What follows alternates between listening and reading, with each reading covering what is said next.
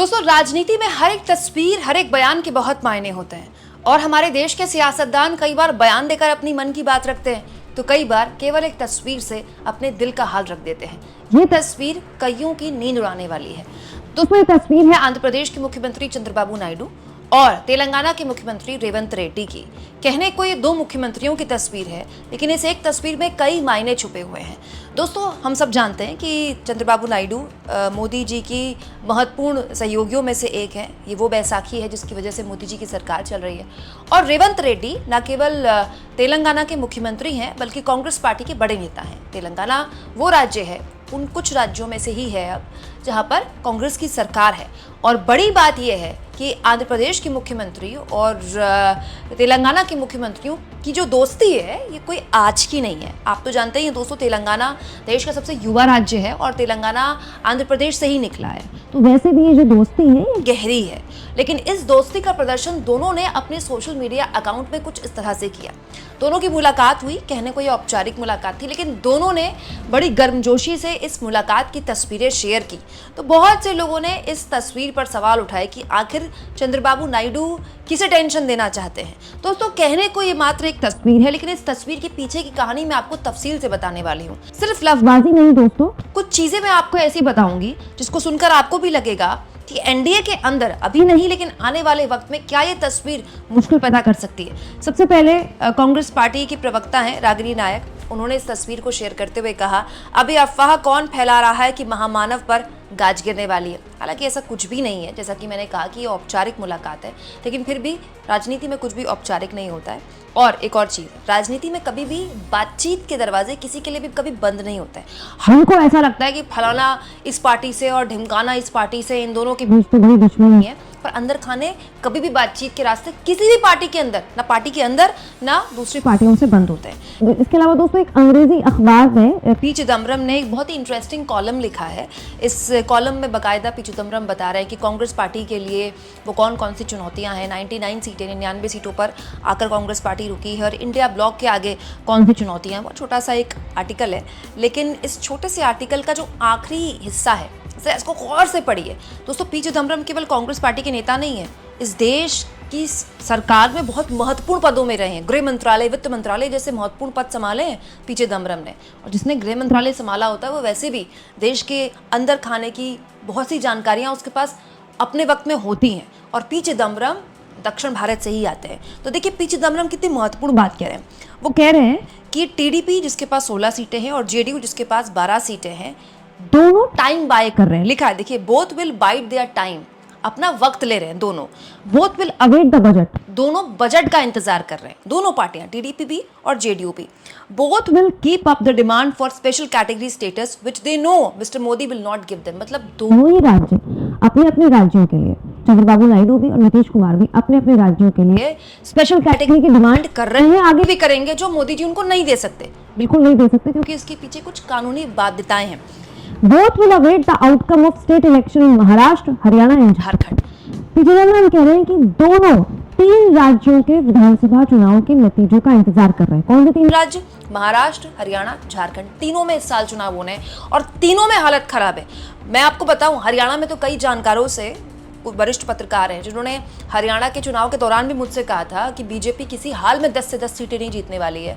हालांकि उनका तो ये दावा था कि करीब 6 सीटें कांग्रेस निकाल सकती है, लेकिन एन वक्त में बीजेपी ने बढ़त बना ली और 5 सीटें ही कांग्रेस निकाल पाई। उनसे मेरी बात हुई तो वो ये कहते हैं कि अगर हरियाणा में आज ये स्थिति है कि अगर मोदी जी के चेहरे पर चुनाव लड़ लिया ना बीजेपी ने, तो बीजेपी की बहुत ही बुरी गत होने वाली है। इससे तो अच्छा है कि वो जो मुख्यमंत्री हैं सैनी साहब हरियाणा के, उनके चेहरे पर चुनाव लड़ ले तो शायद फिर भी दुर्गति ना हो। लेकिन मोदी जी के चेहरे को लेकर इतना गुस्सा है, मोदी के नाम को लेकर इतना जबरदस्त गुस्सा है हरियाणा में। इसके अलावा दोस्तों, महाराष्ट्र में क्या स्थिति है आप जानते ही हैं। महाआघाड़ी अपने गठबंधन को लेकर स्थितियां स्पष्ट कर चुका है, लेकिन एनडीए का गठबंधन ऐसा ही रहेगा, नहीं रहेगा। अजित पवार उस गठबंधन का हिस्सा रहेंगे, नहीं रहेंगे, किसी को कुछ नहीं पता। और झारखंड में तो हेमंत सोरेन जिस तरह से उन्होंने जेल से आकर वापसी की है और दोबारा वो सत्ता में काबिज हुए हैं, मतलब एक जबरदस्त चुनौती।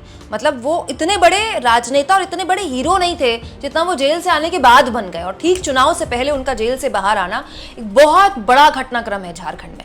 अगर इन 3 राज्यों में चुनाव में बीजेपी की स्थिति ठीक नहीं होती है तो जेडीयू और टीडीपी क्या फैसला लेगी।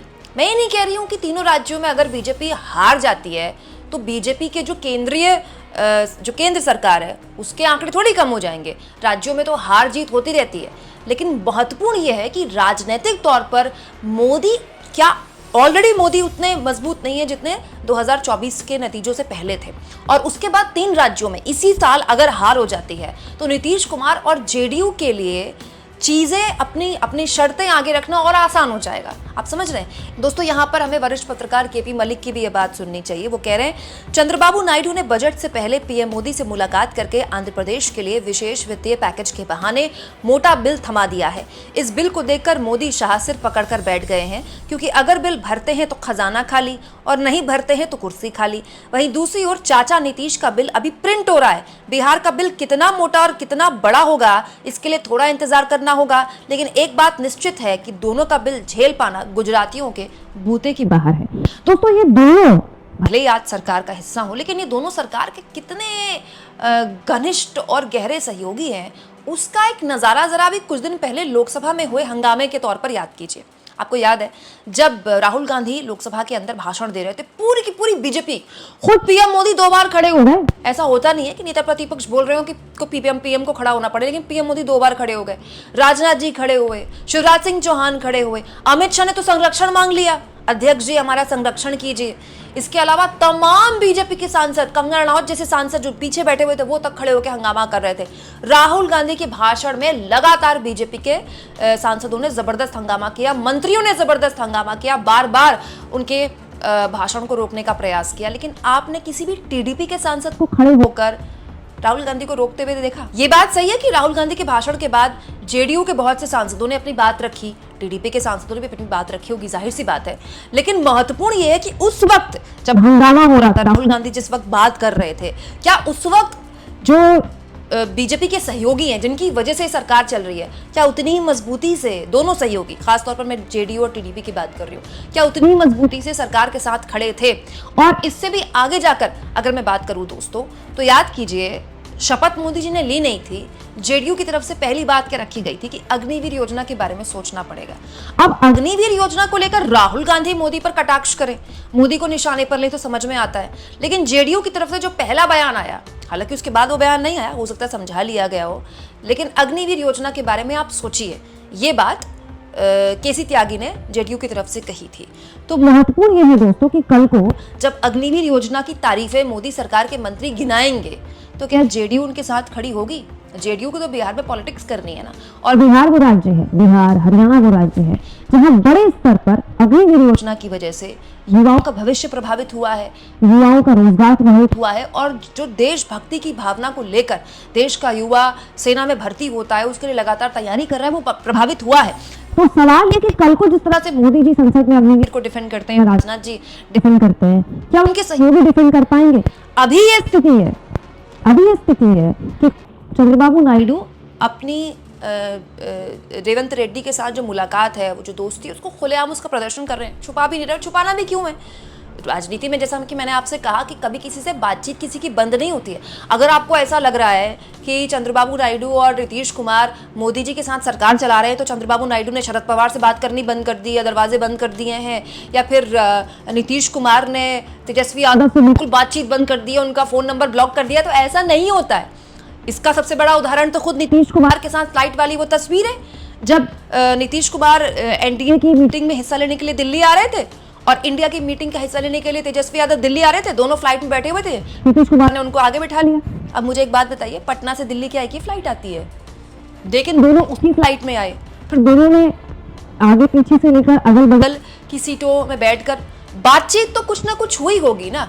बड़ी बात यह है कि आखिर क्या वाकई में नीतीश कुमार और चंद्रबाबू नायडू इस बात समझ रहे हैं कि अभी मोदी जी राजनीतिक तौर पर जितने कमजोर हैं, उससे ज्यादा कमजोर अगले 6 महीने में हो जाएंगे अगर इन 3 राज्यों में 2 से भी वैसे तो दोस्तों अगर तरीके से विपक्ष इन 3 राज्यों में चुनाव लड़ता है तो तीनों राज्यों में बीजेपी का सफाया बताया जा रहा है, लेकिन अगर इन 3 में से 2 राज्यों से भी बीजेपी का सफाया हो जाता है या बीजेपी को बहुत बुरी हार का सामना करना पड़ता है, तो आप ये जो बार्गेनिंग पावर है ना नीतीश कुमार की और चंद्रबाबू नायडू की, वो और बढ़ेगी। और जैसा कि मैं कई बार बता चुकी हूँ कि चंद्रबाबू नायडू के लिए कहा जाता है he is a very hard bargainer और इनकी मांगे कभी खत्म नहीं होती हैं। तो जब लगातार मांगे कभी ना खत्म होने वाली मांगे होती रहेंगी, आती रहेंगी, लगातार आती रहेंगी, उनका कोई अंत नहीं होगा, तो फिर ये रिश्ता आगे कहां तक चल पाएगा? आप इस मुद्दे पर क्या सोचते हैं दोस्तों? कमेंट बॉक्स में जरूर लिखें और जितना हो सके चैनल को शेयर करें, सब्सक्राइब करें और थैंक्स और ज्वाइन के ऑप्शन से अगर आप चाहें तो कुछ आर्थिक मदद भी चैनल की जरूर करें।